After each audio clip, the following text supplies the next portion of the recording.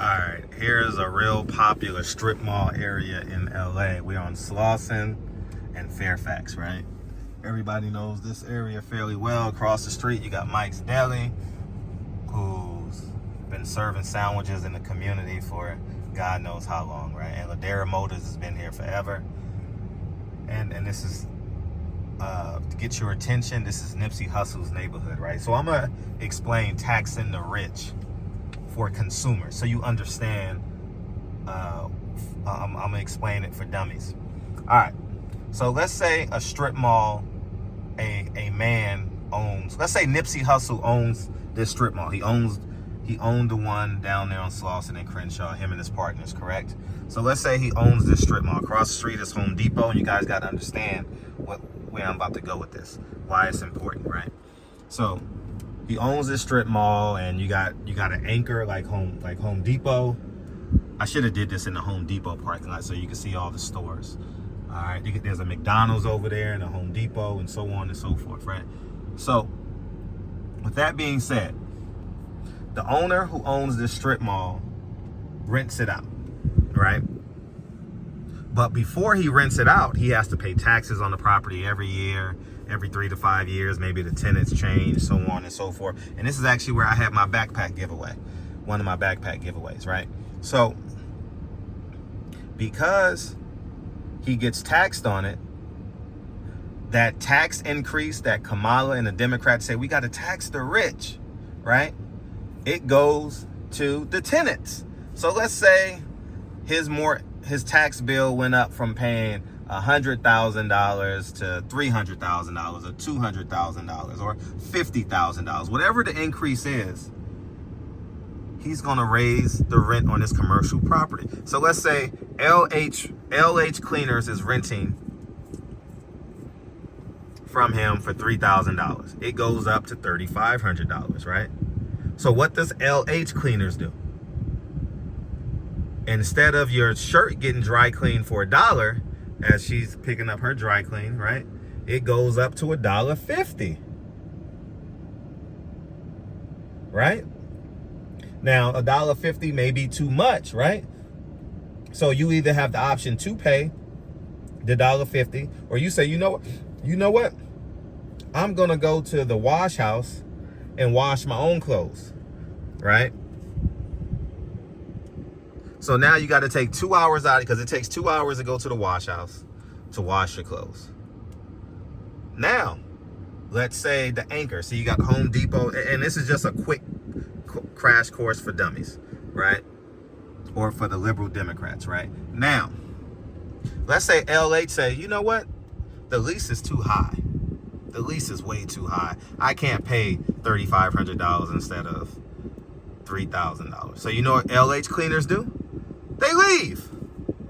So what do you have there? A vacant building. So let's say LH Foot Traffic got 2,000 walk-ins a month.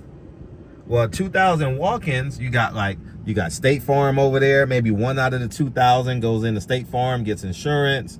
You got, as you can see, that man right there through the car. There's a barber shop there, and you got Shoe Comfort here. You got Beyond. It's a wellness water store, and on the other side you got other businesses. So now this strip mall is minus 2,000 potential customers. Times that by word of mouth. Times that by lack of income not coming in. So what happens to the next store? Well, shit, I don't want to be in no empty lot. You know where I want to go? I want to go where there's Home Depot.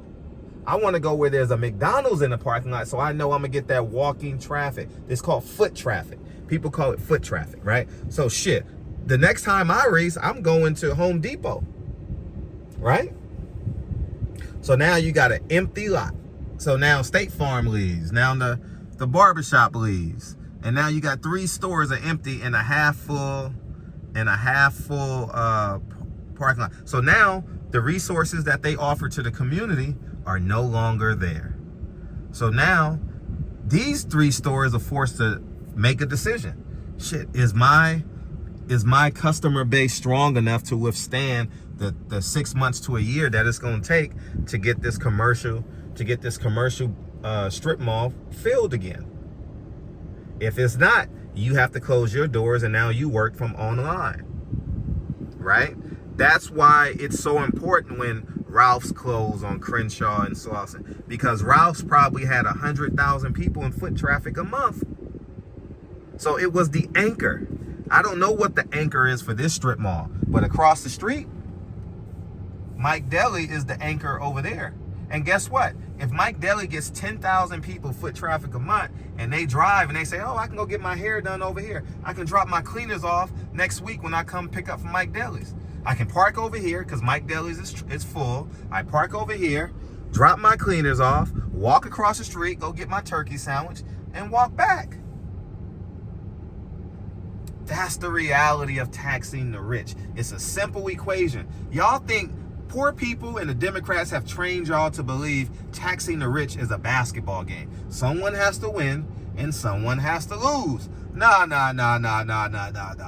It's us versus the government. But y'all don't get that. If you made it to the end of this video, you're going to have an aha moment. So y'all go ahead and have a great day. Now you got, if Nipsey Hussle owned this strip mall, this is what it's like taxing the rich and how it destroys the community. It's compound interest, man. It literally, we'll get there eventually. But anyways, until then, y'all have a great Wednesday, and I'll talk to you guys soon. Peace.